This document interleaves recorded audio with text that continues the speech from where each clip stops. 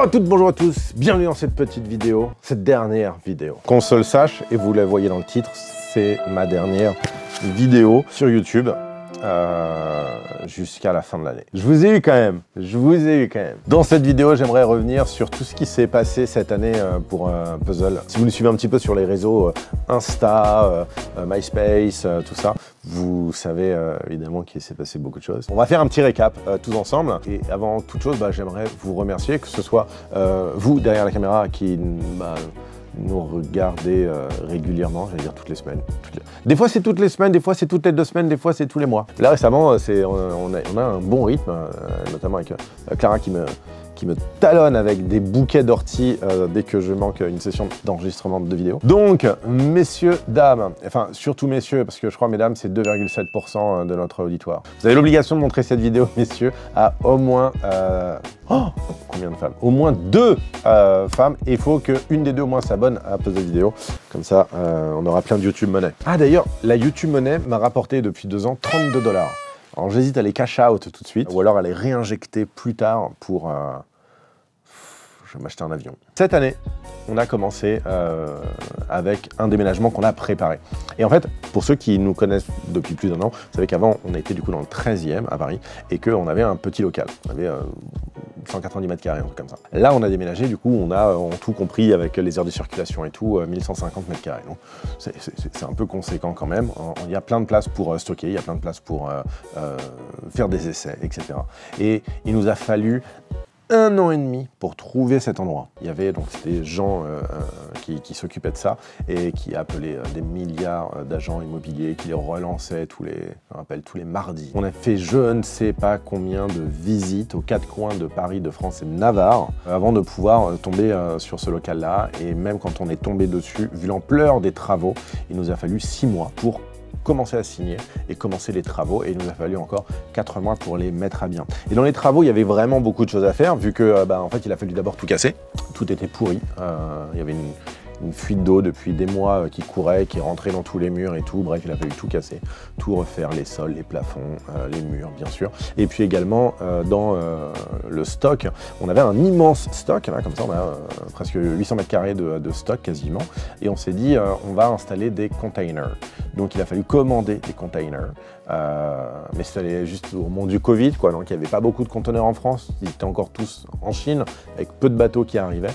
Donc du coup, c'était très compliqué de s'approvisionner, puis très cher. Les prix montaient de semaine en semaine, c'est un truc de ouf. Puis après, il a fallu les modifier, tous ces conteneurs. Donc on les a envoyés dans une boîte dans le sud de la France pour qu'ils puissent les isoler, mettre des panneaux sandwich pour le froid, nous mettre des barres de renfort, les découper. Là, je me rends compte du résultat. Je suis archi content. Quand il a fallu ramener tous les containers, les transporter avec les outils, les Fenwick, ils appellent ça des Manitou. Et après, il a fallu faire tous les travaux à l'intérieur. Ça aussi, ça a duré des mois, vu qu'il nous a fallu au moins 2 mois pour mettre énormément de lumière à l'intérieur pour que ce soit très lumineux, qu'on n'ait pas l'impression d'être dans une boîte. Mais le fait de faire ça, ça nous permet maintenant de pouvoir avoir beaucoup plus de matériel, du matériel beaucoup plus encombrant, et puis d'avoir des salles de test. Donc là, maintenant, on a 7 salles de test. Avant, on en avait 2. Là, maintenant, on en a 7, genre à l'aise, 7 tranquille. Un des gros points de ce déménagement, c'était notamment de pouvoir être dans Paris intramuros, accessible rapidement par l'extérieur, et c'est le cas, vu qu'on a le périphérique et l'A4 qui est... je sais pas, 1 minute en voiture, quoi. On est collé. Et puis, surtout, il y a des places de parking. Et c'est pas du luxe, on peut accueillir genre 22 véhicules. Alors avec ce déménagement, il y a d'autres choses qui sont arrivées, comme par exemple, on a vu exploser complètement le nombre de livraisons. Donc on a pris des véhicules pour pouvoir aller faire des livraisons, et on en a de plus en plus. Et ça veut dire qu'il nous a fallu également recruter des personnes qui s'occupent des livraisons. Donc là, sur l'année 2022, on a recruté, depuis le déménagement, là en avril, on a recruté 4 personnes. On a une petite équipe, nous, à la base, hein. On a une petite famille, donc là maintenant la famille s'agrandit. On avait 2 choix pour agrandir la famille, ou bien on avait la voie naturelle, ou alors sinon on recrutait des gens. On a préféré recruter des gens, comme ça ils étaient déjà adultes, c'était plus simple. Et donc plus d'espace, plus de personnel et aussi plus de clients, ça veut dire il faut plus de matériel. Et en termes de matériel, vous n'avez pas pu manquer le fait qu'on est passé à un stock lumière assez conséquent. C'est aussi une des conditions pour ce local, c'était d'avoir un bel espace pour pouvoir obtenir tout ce qui prend de la place, tout ce que les gens peuvent pas stocker, les boîtes de prod peuvent pas stocker. On a pris des Vortex, Voilà, ça nous en demandait depuis longtemps. On a pris des P600 de Aputure, des gros panneaux à LED. En parlant de gros panneaux à LED, on a pris des Lightmat 4L, 2L.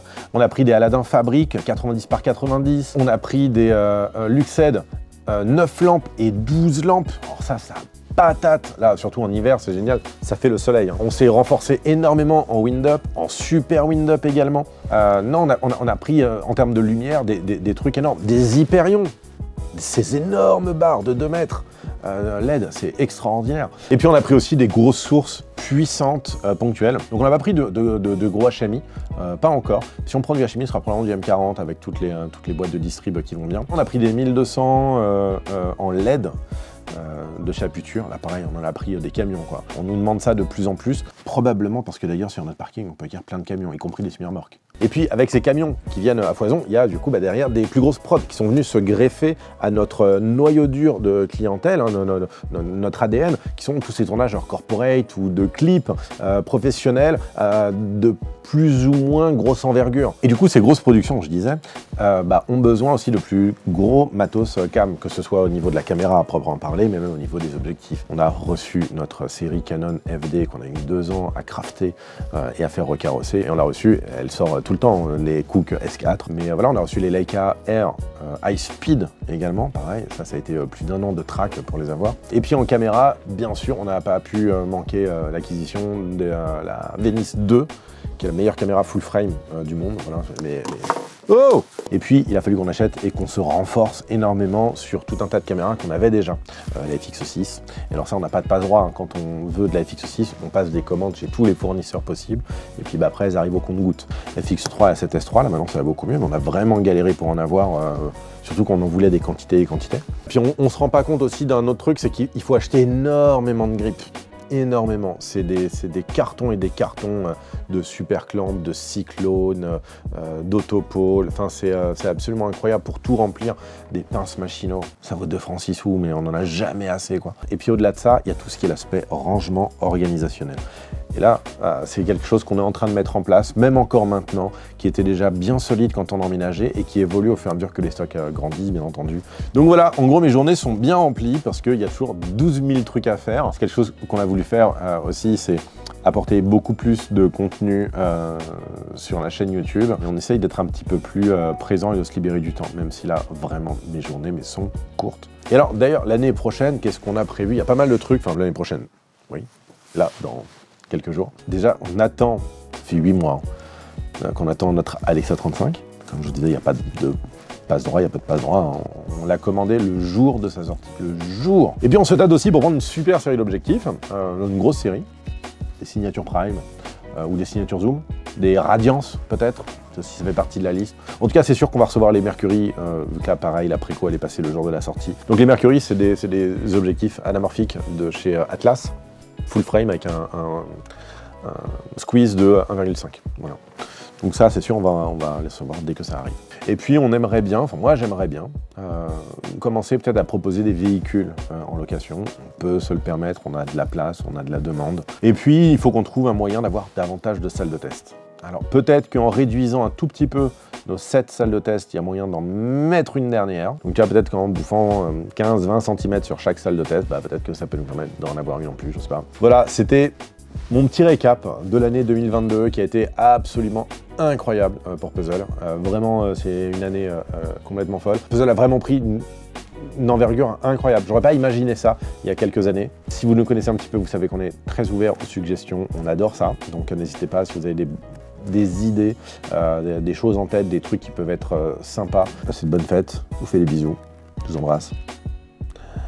On va poster la vidéo la semaine prochaine. Ouais, cette semaine. Le Noël sera déjà passé. Noël sera déjà passé. Ah bon? Bon, du coup, j'espère que passez un bon réveillon, quoi. Ouais. Un très bon réveillon. À l'année prochaine.